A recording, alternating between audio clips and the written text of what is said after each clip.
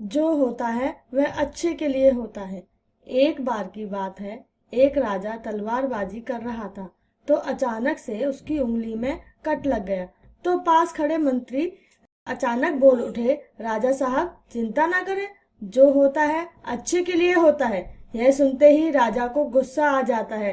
राजा उस मंत्री को कारागृह में बंद करने का आदेश दे देता है और बोलता है, इसको फांसी पर चढ़ा दिया जाए। यह सुनकर मंत्री घबरा गया। उसने राजा से निवेदन किया, महाराज, मैंने आपके यहाँ इतने वर्षों तक काम किया है, क्या आप मेरी अंतिम इच्छा पूरी नहीं करेंगे? राजा बोला, ठीक है, बताओ क्या है तुम्हारी अंतिम इच्छा?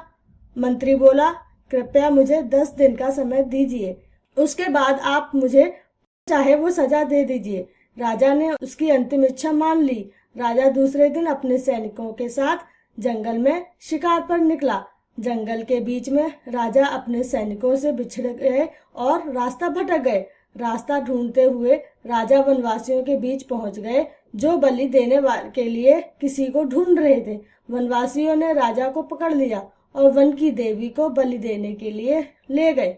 बलि देने की सारी तैयारियां पूरी हो गई। जैसे ही राजा को बलि देने के स्थान पर ले जाया गया, वहां खड़े एक बुजुर्ग की नजर राजा की खंडित उंगली पर पड़ी। उसने आवाज लगाई कि ये तो खंडित है, इसकी बलि नहीं दी जा सकती।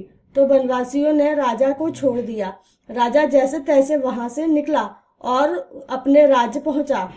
सबसे पहले कारागृह में अपने मंत्री से मिलने पहुंचा। राजा ने मंत्री से कहा, आपने सही कहा था, अगर मेरी उंगली नहीं कटी होती तो मैं जिंदा नहीं होता। यानी जो होता है वो अच्छे के लिए होता है। राजा ने फिर पूछा, मेरा तो फायदा हुआ, लेकिन आपका कैसे फायदा हुआ? मैंने तो आपको सजा दी। मंत्री बोला, मैं आपके साथ शिकार पर हमेशा रहता हूँ, उस दिन भी रहता, लेकिन मेरे खंडित नहीं होने के कारण मेरी बलि चढ़ जाती, इसलिए मेरे साथ भी जो हुआ अच्छा हुआ। राजा प्रसन्न हुआ, लेकिन छोटी सी बात पर मंत्री को सजा देने को दुख भी था। इसलिए राजा ने मंत्री को कारागृह से निकालकर फिर से अपने साथ रख लिया। शिक्षा। दोस्तों, अपने जीवन में भी बहुत से उतार चढ़ाव आते रहते हैं। कभी कभी कुछ चीजें मन मुताबिक नहीं होती।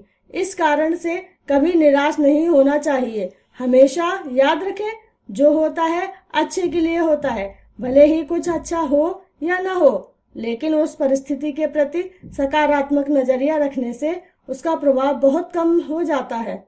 अगर आपको हमारी कहानियां पसंद आई हैं तो इस चैनल को लाइक करें, शेयर करें, सब्सक्राइब करें। धन्यवाद।